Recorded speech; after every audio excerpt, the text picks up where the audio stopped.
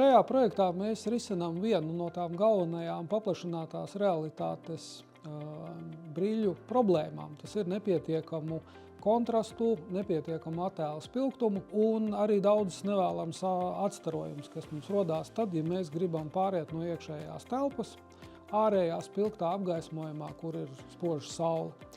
Līdzīgi šo pašu efektu mēs varam novērot arī tādā ļoti saulainā gaismā, skatoties uz virsmām, kas ļoti spēcīgi atstaro, piemēram, ūdens virsmas. Ja? Un šajā mūsu projektā mēs balstamies uz vienu no tādiem risinājumiem, kā nanostruktūrēti vadi, tādi vadiņi, kurus izvieto uz optiskās virsmas, un kuri dod iespēju ļoti precīzi kontrolēt polarizācijas virzienu.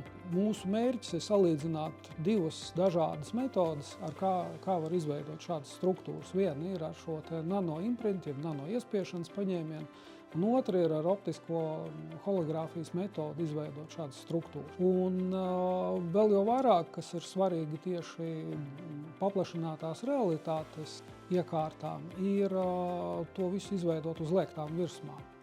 Jo praktiski visa modernā optika ir balstīta jau šobrīd uz liegtām virsmām. Mēs jau neviens nelietojam taisnas brilles, mēs lietojam skaistas izliektas, viņas jau jābūt ar modernu dizainu.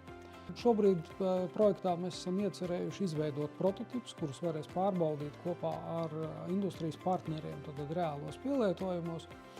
Un, ja mēs runājam par to, ko tad projekts var dot tomēr gala lietotājiem, ir, ja šobrīd mums tās paplašinātās realitātes brilles tiek lietotas iekštelpās ļoti ierobežotos pielietojumus, tad viņas kļūs vairāk tuvākas ikdienas lietotājiem, un viņas varēs lietot arī ārpusē.